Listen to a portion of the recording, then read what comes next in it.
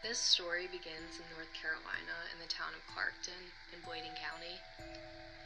It begins on December 29th, 1953. So a local woman heard a neighbor's dog barking and whimpering, so she goes outside to check what's going on, and she sees this huge cat-like creature run away. So this is the first sighting. On December 31st, there's this man named Johnny Bay. So the story goes, he goes outside to check on his dogs in the kennel, and he sees a bunch of blood on the floor in front of it, and inside his dogs are just completely torn to pieces, and their skulls are crushed. So more and more reportings and sightings of this cat-like creature are coming in.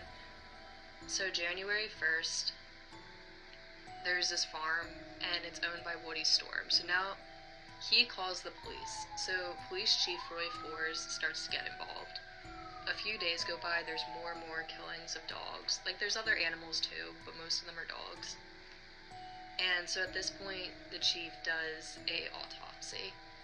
And what was found was really concerning because there were no more than 2 drops of blood left in the dog he did the autopsy on. So the name, the vampire beast, comes out of this too.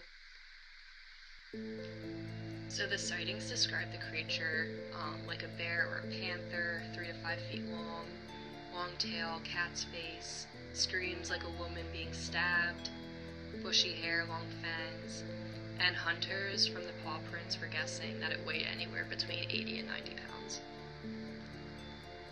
So on January 5th, the chief saw it with his own eyes, and it ran into the forest, and they tried to track it, but they couldn't find it. January 5th, this woman named Mrs. Kinslaw, she heard whimpering outside of her house, and she goes outside, and the beast of Bladenboro starts running at her. She screams, and her husband runs out, some say with a shotgun, and they scare the creature. The creature runs away. But now that it charged at a human, this is becoming a really big deal, and it's all over the newspaper, vampire charges woman. So at this point, all over the country, about 600 to 800 hunters come because they all want to find whatever this is.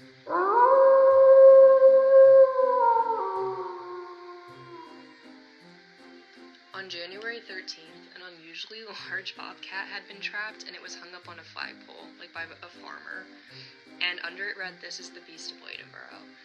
2 other men also reported killing the beast that day. One guy named Bruce said he was visiting, and he apparently hit it, and he took it home with him. Another, Luther Davis, claimed he killed it, and there's a picture of him holding what looks just like a normal mountain lion. But the reports stopped coming in, so the hunters left.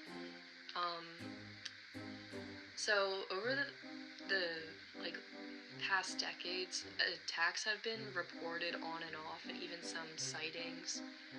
Some people accept that one of those hunters actually did kill the beast of Bladenboro, but some people are really skeptical, because could a bobcat really drain all of its victims of blood and viciously kill them the way he did? Because an important part is that all of these animals looked like they were ran over, flat, their skulls just crushed. Scientists and experts have said that there's no way something that small as what the hunters had caught could have killed animals the vicious way the beast had.